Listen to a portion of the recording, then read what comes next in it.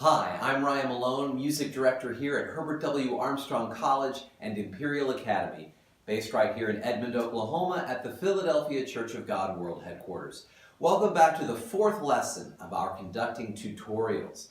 Again, these are based on a symposium that we held back in 2004 and which was based on one I attended a few years prior. They condensed the years of instruction I received from my choral conducting teacher, Dr. David Rail, into a single day, and I am repackaging that material into an even more concise format such as this. For these initial lessons, today's including, I'm expanding the discussion to cover principles of any kind of conducting, not just choral ensembles. So we have covered the basic principles involved in stopping and starting the sound, whether this happens on the downbeat or whatever beat where it happens. We have talked about how to do this even when the sound starts or stops between beats on what we sometimes call half beats. We talked about cueing a number of these situations after the music has already started and is continuously going. We talked about how to handle beat interruptions like fermatas and cesuras, as well as tempo changes like the accelerando or the ritardando, when the music gets so slow, in fact, that we have to subdivide the beat pattern.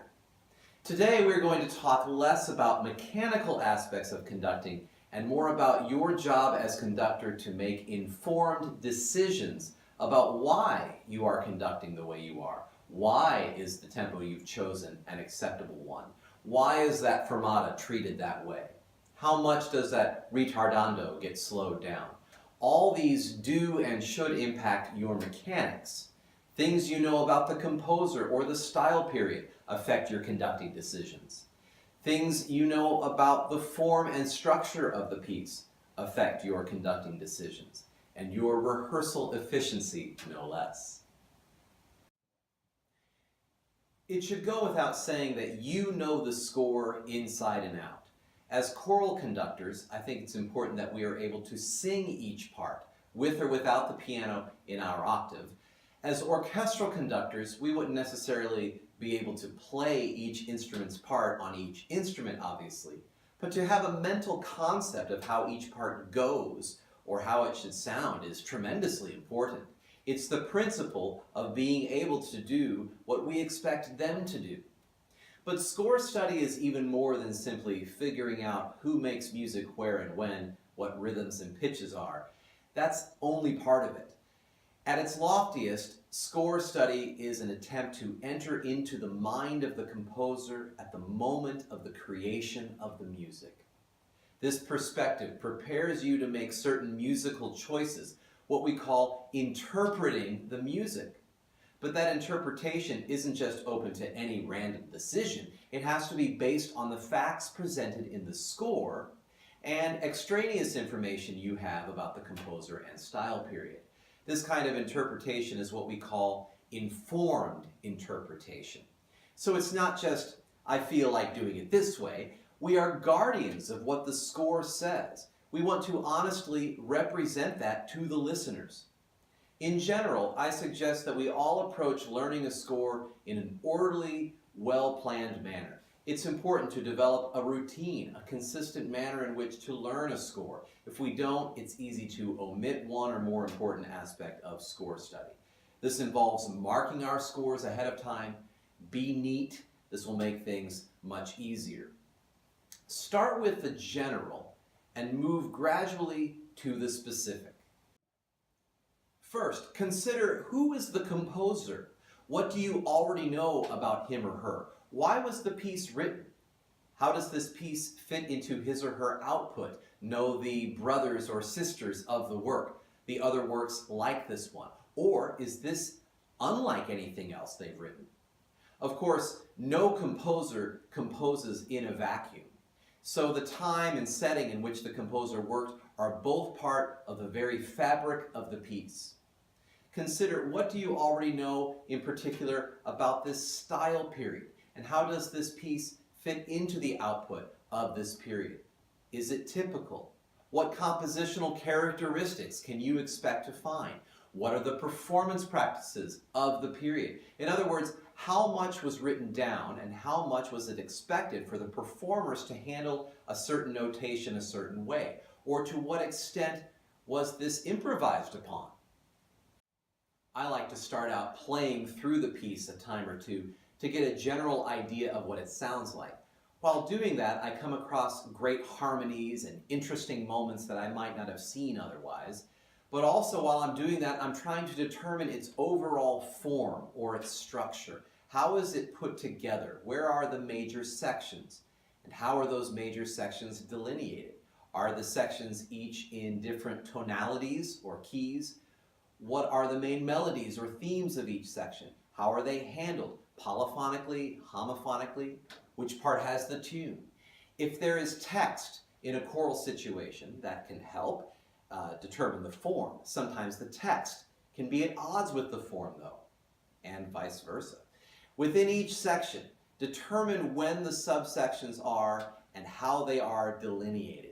Within each subsection, consider where are the phrases and where are the phrase groupings. Develop a hierarchy of phrases and cadences. In other words, which phrases should be slightly more or less in volume than other phrases, even within the dynamic given. Or if a cadence, the end of a phrase, should slow down, which cadences would do that? I believe this kind of score study needs to be written in a conductor's score so there is a graphic, perhaps colorful representation of how you understand the form. If you are a choral conductor, you are dealing with text. Sometimes we feel superior to other musicians because of that. But if we don't dig deep to learn about those words, we're not capitalizing on this added component or advantage of our musical expression. If text is that important, then we should know a lot about it. If it's in a foreign language, translate it word for word. What does it mean? And give the word for word translation to your singers so they can write it in the score. So they know that, for instance, sangue means blood. With any text, ask who was the author or poet? What do we know about him or her? Why did he or she write this? What is the text about? Even if it's in English, that's a good question. How is the text treated by the composer? A Bible and Strong's Concordance can be helpful for much of the sacred music that we do in the Philadelphia Church of God. Perhaps the English is a little archaic, or the word order is rearranged to accommodate some rhyme scheme, which can obscure some of the meaning sometimes. A dictionary and an internet search engine can also be helpful in understanding obscure things about the text. Empower your singers with this information. Maybe it would be a handout. Maybe it would be things you could simply tell them as they write comments in their scores or write the specific meaning of the archaic English words. And with choirs, introduce this early in the process of learning the choral score. Our notation system leaves a lot up to us to interpret the music. This is where the art comes into the process. But again, this all has to be based on the right information, not just some arbitrary decision, not because of how you happen to feel it.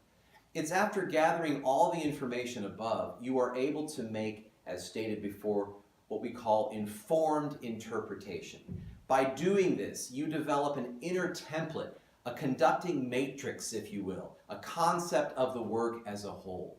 This informs not only how you interpret the music, these impact the way you organize a rehearsal, and it determines how effective your rehearsals are based on how well you know the score first. The more study you bring to that first rehearsal, the quicker the ensemble will learn it, which is important because we are always limited by our rehearsal time, aren't we? Learning the score in the rehearsal slows everything down. And I mean you learning the score in the rehearsal slows everything down. Plus, it can harm your credibility.